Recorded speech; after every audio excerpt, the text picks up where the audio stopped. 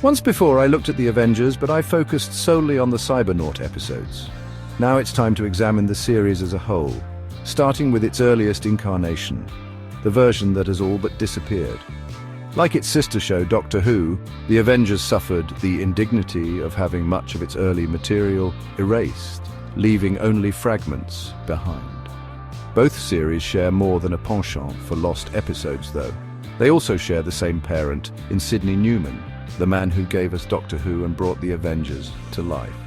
Welcome to the Snake Pit, where we're full of bile and venom. I'm your host, Snake Damon, and today I'm looking at the earliest days of the Avengers. This version of the show feels almost unrecognizable compared to its later stylish espionage antics. Could this be the same series that eventually became a global phenomenon? Let's dive in. ABC Weekend TV first introduced Ian Hendry as a police surgeon named Geoffrey Brent in Police Surgeon in 1960. The series lasted only a few months, but Hendry's performance was so well received that ABC cast him as Dr. David Keel in a new series to replace it, The Avengers. The show premiered in 1961 with Hot Snow, where Keel seeks revenge for the murder of his fiancée by a drug ring.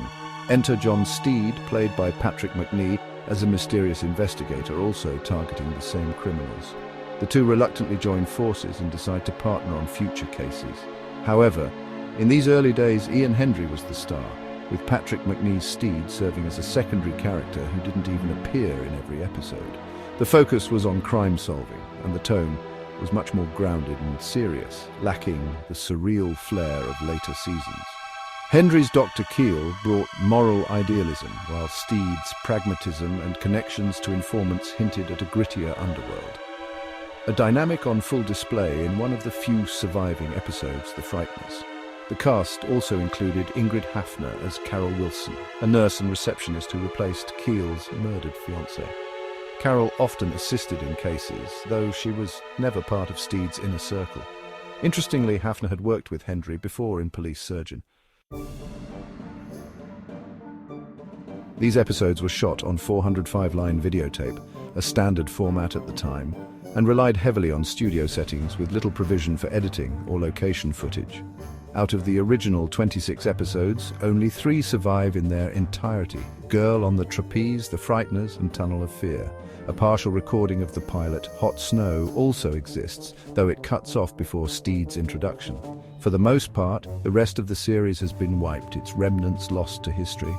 Thankfully, Big Finish Productions has recreated these missing episodes as audios, offering fans a way to experience what might otherwise have been consigned to oblivion. That said, if this is where I'd started watching the series, I'm not sure I'd be a fan. While Ian Hendry's performance is excellent and Patrick Macnee hints at the charm that would later define Steed, the energy, wit and iconic style that made the Avengers legendary was still years away. This version feels more like a typical crime drama than the inventive espionage masterpiece it would become. It's an important piece of television history, but it lacks the spark that eventually turned the show into a cultural touchstone. And with that, it's time to wrap things up. I'm Snake Damon, and this has been The Snake Pit. Don't forget to subscribe and hit that bell, like the video, and leave your opinions in the comments, where naturally, I won't read them. Next time, we'll move past the teething troubles and see how the Avengers transformed into the stylish and surreal series we all know and love.